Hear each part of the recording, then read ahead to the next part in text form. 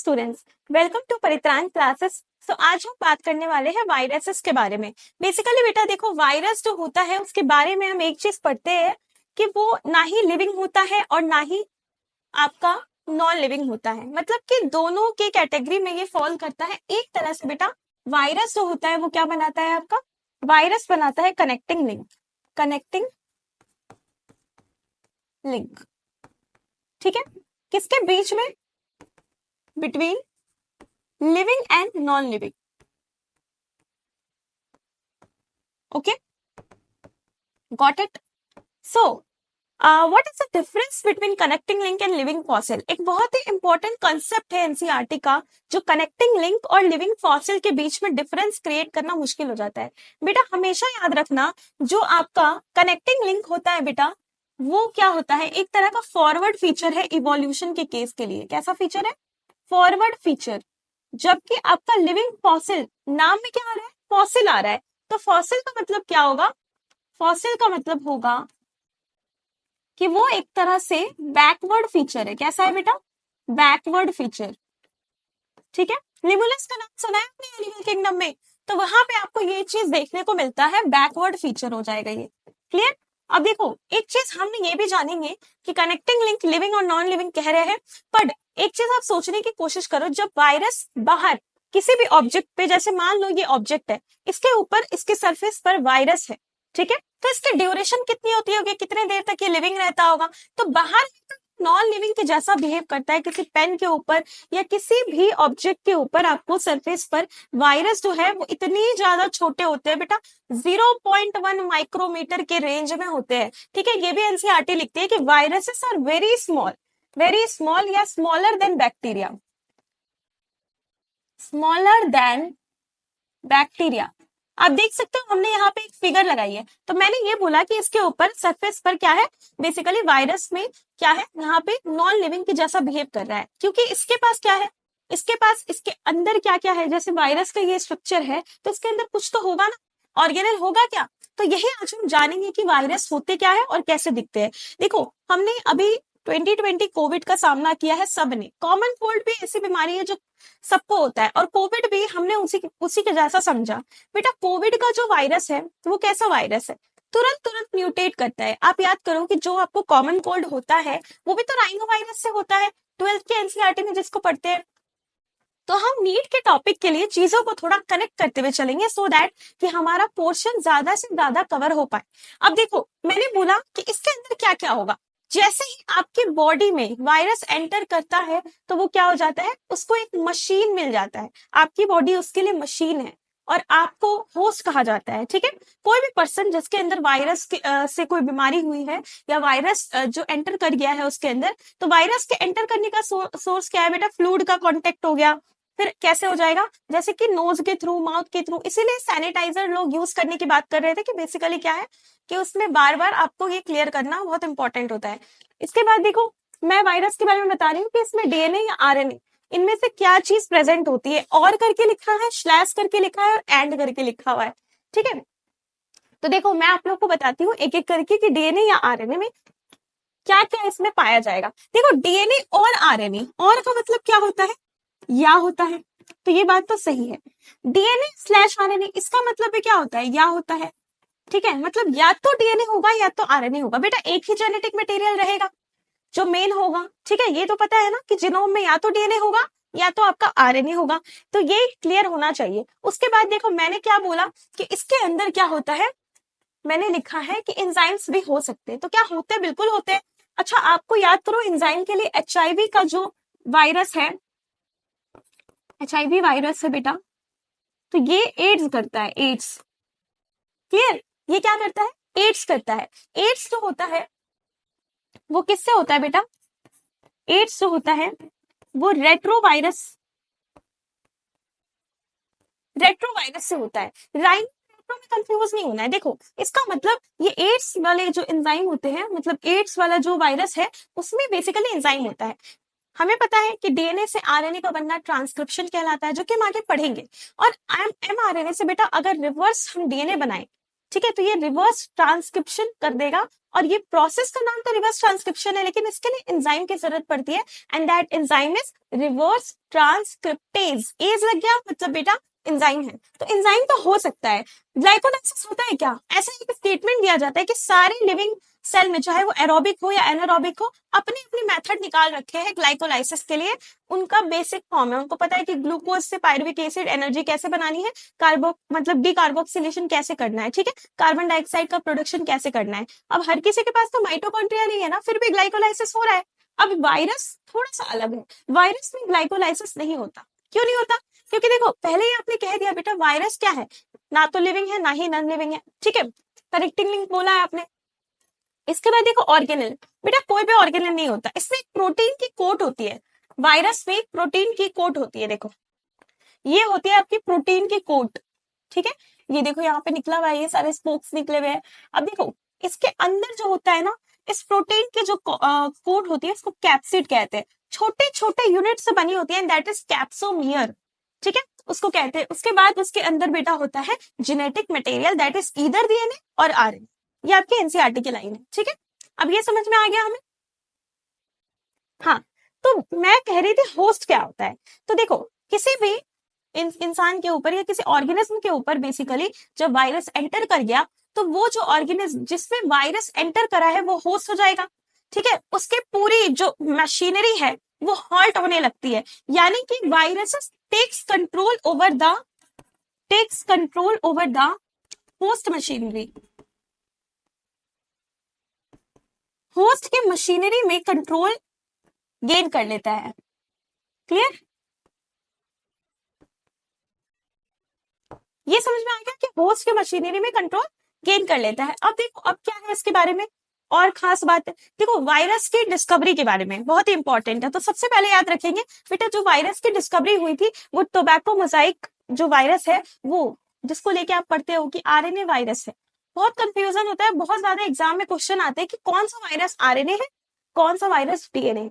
तो इसको लेकर मैं आपके लिए एक चार्ट प्रिपेयर कर दे रही हूँ अभी फटाफट से।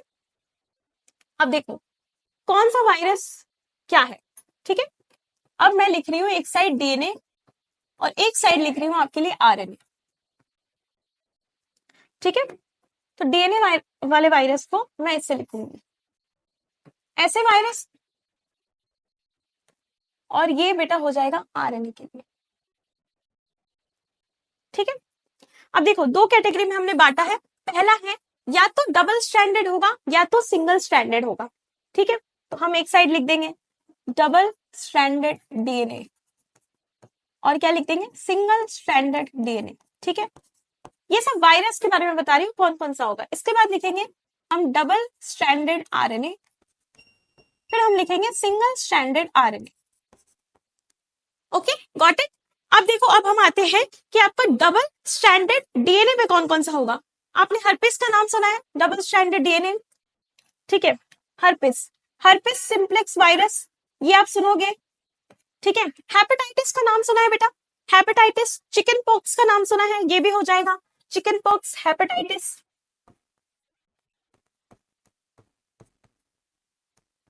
चिकन पॉक्स, ये सब बेटा इनमें इन वायरस में जो जेनेटिक मटेरियल होगा वो डबल स्ट्रैंडेड होगा। डबल स्ट्रैंडेड समझ रहे हो ना, या तो एक strand that is single stranded and ये हो जाएगा बेटा डबल स्ट्रैंडेड, इसको क्या कहेंगे डबल स्ट्रैंडेड, ठीक है। जब जेनेटिक मटेरियल के दो स्ट्रैंड हो ऐसे तो डबल स्ट्रैंडेड, जब सिंगल स्ट्रैंड हो तो एक स्ट्रैंड। और देख एक बात और बता दूं, एचआईवी का जो वायरस होता है ना, एचआईवी वायरस, ये human immuno deficiency virus, not immuno, it's immuno deficiency, आपके इम्यून सिस्टम को इतना कमजोर बना देता है ये वायरस। अब देखो इसमें बता रही हूँ, इसमें तो होता है आपका क्या सिंगल स्ट्रैंडेड आरएनए, लेकिन दो होता है तो इसको हम डबल स्ट्रैंडेड थोड़े बोलेंगे, एक सिंगल स्ट्रैंड अलग है दूसरा अलग है, हेलिकल मॉडल के रूप में थोड़े है जो मैंने यहाँ दिखाया है। अब देखो बेटा और है चिकनगुनिया जो होता है वो भी हो जाता है लिम्डा फेग। अब देखो चिकनगुनिया और लिम्डा फेग, लिम्डा फेग एंड देन बेटा ये सब वायरस से होने वाली बीमारी है, लेकिन इन वायरस में कौन सी जेनेटिक मटेरियल है हम ये पढ़ रहे हैं, ठीक है। और भी कुछ एग्जाम्पल है क्या? बिल्कुल है। स्मॉल पॉक्स हो जाएगा बेटा, स्मॉल पॉक्स। अच्छा, ये जो लिम्डा फेग है इसके बारे में एनसीईआरटी में एक इंफॉर्मेशन है, क्लास 12 की एनसीईआरटी में है। 48,502 बेस पेयर्स है इसमें। ये एक इंफॉर्मेशन है, एक डाटा है जो एमसीक्यूज में नीट जैसे एग्जाम्स में पूछे जाते हैं। हो सकता है कि आपको क्रिस क्रॉस दे दे, मैच द फॉलोइंग दे दे, या इस तरह के ऑप्शंस आपको दे सकते हैं। ठीक है, अब देखो आते सिंगल स्ट्रैंडेड डीएनए। तो सिंगल स्ट्रैंडेड में आपने ये भी एनसीईआरटी में देखने को मिलेगा 5x174। बेसिकली इसमें सिंगल स्ट्रैंडेड होता है। ये नाम भी बड़ा अजीब सा है, तो सिर्फ एक ही होता है। आरएनए की बात करें तो आरएनए में जो डबल स्ट्रैंडेड आरएनए है बेटा, उसमें आपका हो जाएगा रियो वायरस। क्या हो जाएगा? रियो वायरस।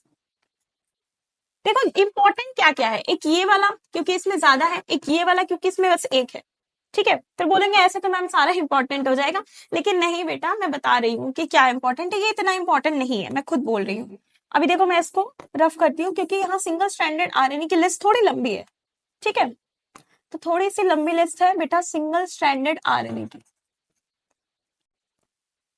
अब देखो जो जो वायरस आपको याद आ रहा है, कॉमन कोल्ड का वायरस लिख दो, एचआईवी का वायरस अभी देखा हमने, कॉमन कोल्ड, एचआईवी वायरस जिससे क्या होता है आपका एड्स होता है। और कौन कौन से वायरस हो जाएंगे, एक दो के नाम आप खुद कमेंट सेक्शन में बताएंगे। एमएमआर का टीका लगता है वैक्सीन के टाइम पे इन्फेंट्स को, तो measle, what is MMR? Measles,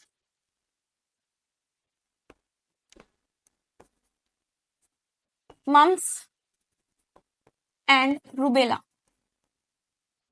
ये हो गए बेटा, ये तीनों कैसे होते हैं? मम्स में क्या होता है ना, यहाँ पे जो आपका पैरोटिड ग्लैंड है ना, ये अफेक्टेड हो जाता है, फूल जाती है, और यहाँ ईयर से लेके यहाँ पेन होता है बहुत ज्यादा। ठीक है, पैरोटिड ग्लैंड आप जानते हो, आपने जूलॉजी में ये चीज पढ़ा है। अब देखो बेटा, मीजल मम्स रूबेला एक बहुत ही फेमस मैंने बताया जिसपे एक्सपेरिमेंट हुआ, पहला वायरस ढूंढा गया था बेटा यही था, टोबैको मोजाइक वायरस। क्योंकि ये क्या कर रहा था, टोबैको की लीफ में मोजाइक डिजीज कर रहा था, और जब इसको स्टैनले ने देखा तो स्टैनले ने बताया कि ये तो वायरस है, इन्फेक्शियस फ्लूड है, कॉन्टेजियम वाइवम फ्लूडम, है ना। वर्जिनिक ने कहा था ये बात, है ना, कॉन्टेजियम वाइवम फ्लूडम, है ना। इसके बाद अब आते हैं बेटा, एक और है राइनो वायरस जिसको कहते हैं, वो कॉमन का ही हो गया। इन्फ्लुएंजा हो गया, क्यूबी बैक्टीरियोफेज, इन्फ्लुएंजा लिखेंगे हम, इन्फ्लुएंजा, क्यूबी बैक्टीरियोफेज। बैक्टीरियोफेज जानते हो क्या होता है? बैक्टीरियोफेग मतलब ऐसा वायरस जो बैक्टीरिया पे अटैक करे।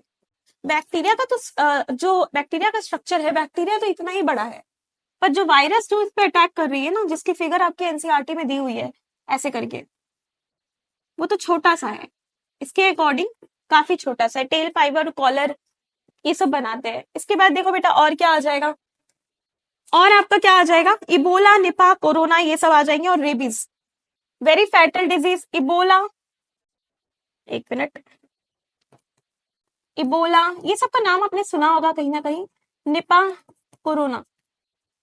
ठीक है, और ये कॉमन कोल्ड के वायरस को हम कहते हैं राइनो। बेटा राइनो का मतलब होता है नोज, इसका मतलब क्या होता है? नोज। तो इसका मतलब है कहीं ना कहीं ये रनी नोज वाला सिम्टम्स आपको देखने को मिलता है, तो ये उसको अफेक्ट करती है। ठीक है, राइनो वायरस। तो इतने सारे हैं, ये लिस्ट इंपॉर्टेंट है। ये पूरा का पूरा 12th एनसीईआरटी का एक सेक्शन कवर हो गया कि हमारे जो वायरस वाले जितने भी है वो कौन कौन से है। तो ये हो जाएगा, रेबीज हमने लिखा है, नहीं रेबीज भी लिख देते हैं। रेबीज जो है बेटा ये 100% फैटल डिजीज है। अगर कुत्ते ने काट लिया आपको, ठीक है, डॉग के बाइट से बेसिकली, ये अगर आपने उसका इंजेक्शन नहीं लिया, ट्रीट नहीं कराया, तो 100% फैटल हो सकता है। अगर उस डॉग में रेबीज का वायरस होगा तो। क्लियर है। कॉमन कोल्ड हम जानते ही है, एचआईवी वायरस मैंने बता दिया, एड्स हो गया, मीजल्स, मम्स और रूबेला, इसका टीका लगाया जाता है बचपन में। इन्फ्लुएंजा, टोबैको मोजाइक वायरस बेटा टोबैको के प्लांट में हो रहा है। इन्फ्लुएंजा, हीमोफिलस इन्फ्लुएंजा, निमोनिया पढ़ा है आप लोगों ने। ठीक है, इन्फ्लुएंजा एक तरह का अलग भी हो जाता है, क्यों भी बैक्टीरियोफेग तो मैंने बता दिया। साइनोफेग का नाम सुना है बेटा? साइनोफेग डबल स्ट्रैंडेड डीएनए, यहाँ पे आएगा साइनोफेग। एक साइनोफेग छूट गया है। अच्छा, साइनो का मतलब जानते हो? साइनो क्या है? Cyanobacteria. तो ऐसा वायरस साइनो बैक्टीरिया पे अटैक करे। क्लियर। तो ये पिंक वाला उधर हो जाएगा, इसको अलग कर दो। अब देखो, तो ये सारा हो गया हमारे वायरस का और इसका प्रॉपर हमारा क्लियर हो गया क्लैरिटी के साथ कि हमें ये बेसिकली ये वाला सेक्शन इंपॉर्टेंट हो जाता है, वो उतना इंपॉर्टेंट नहीं होता, इसमें ये ज्यादा पढ़ते हैं और इसमें एक याद करना है। तो क्या याद नहीं करना है, बस बाकी सब आपको याद करना ही पड़ेगा, नो डाउट। ठीक है, तो बेसिकली आज के लिए वायरस के लिए इतना ही काफी है, बाकी हम पढ़ेंगे वायरॉइड्स और प्रायॉन्स अगली क्लास में। ठीक है, थैंक यू सो मच।